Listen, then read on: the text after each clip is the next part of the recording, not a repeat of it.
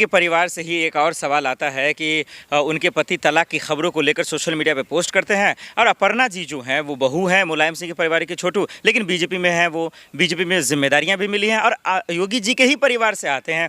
अब जब से ये तलाक वाली खबरें आई हैं, भाई बीजेपी वर्सेस समाजवादी पार्टी हो गया है, क्या जो रिश्तों की जो अहमियत है राजनीति में आके ख़त्म हो गई है? बिल्कुल बिल्कुल। जिस दिन अगर आपको रिश्ता रखना था, आपका जो परिवार है पूरा पॉलिटिकली आपकी एक पार्टी है ना, समाजवादी पार्टी थी आपकी, तो आपको दूर दूर तक मुझे ये चीज़ समझ में नहीं आ रही बीजेपी ज्वाइन करने का सेंस क्या बना था। इस चीज़ के बारे में मैं बहुत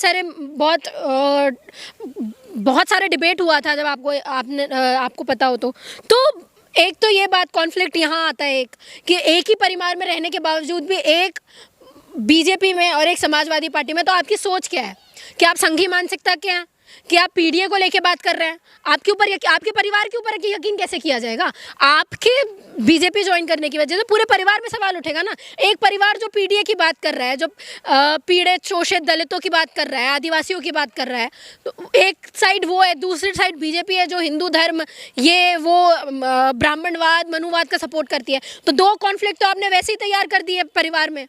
तो लोगों को ये चीज़ समझ में नहीं रही, हम सपोर्ट करें तो करें किसको?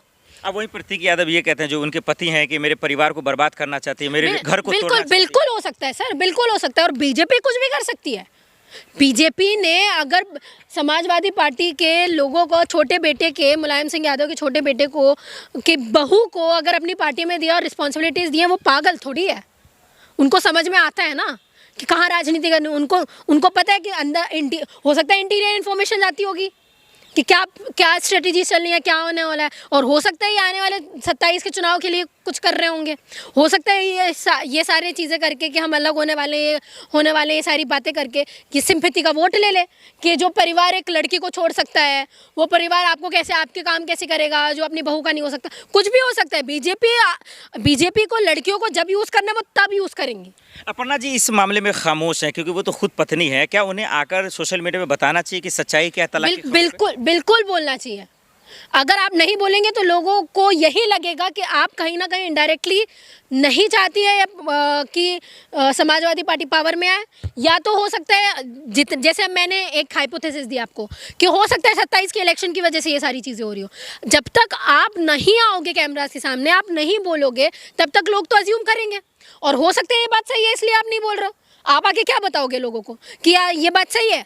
और एकदम से ऐसी चीज़ क्या हुई कि आपके पति को सरेआम आके ये चीज़ बोले? आपके पति तो है नहीं पॉलिटिक्स में, तो दूर दूर तक नहीं है, वो पर्सनल है उनके, तो उनको ऐसा क्यों वो ऐसा क्यों बोल रहे कि मेरे घर को खराब करने वाले? ऐसा आपने क्या कर दिया?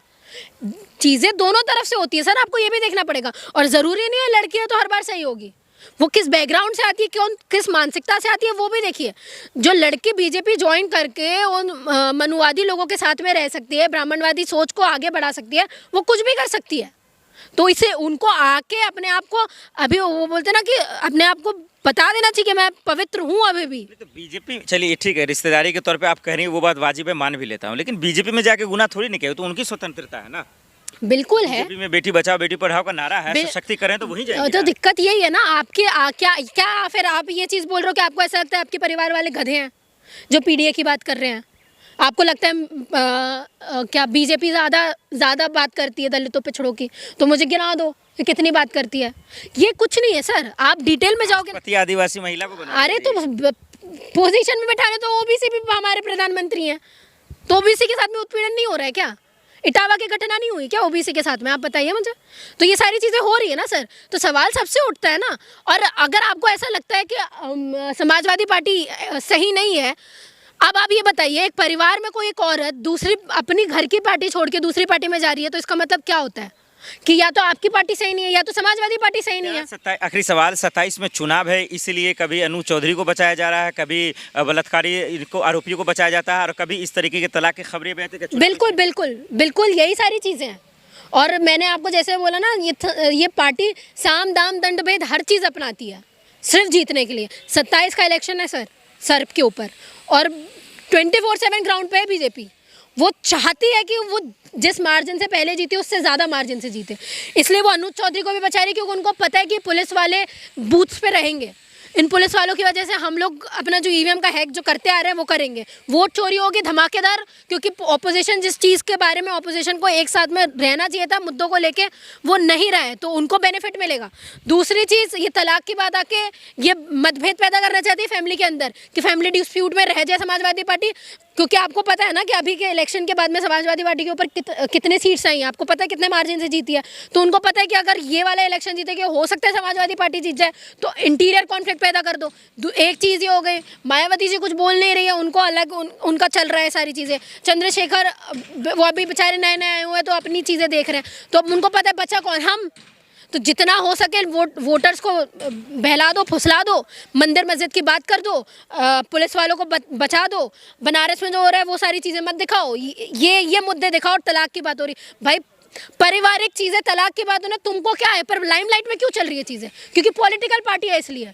तो लोगों के अंदर ये चीज़ भरी जा रही है कि वो इंसान जो अपनी पत्नी को खुश नहीं रख सकता, उसकी पार्टी तुम्हारे बारे में कैसे बात करेगी? ये सारी सोची समझी साजिश है, ये लोगों के ऊपर है, लोग कैसे समझते हैं। बहुत शुक्रिया।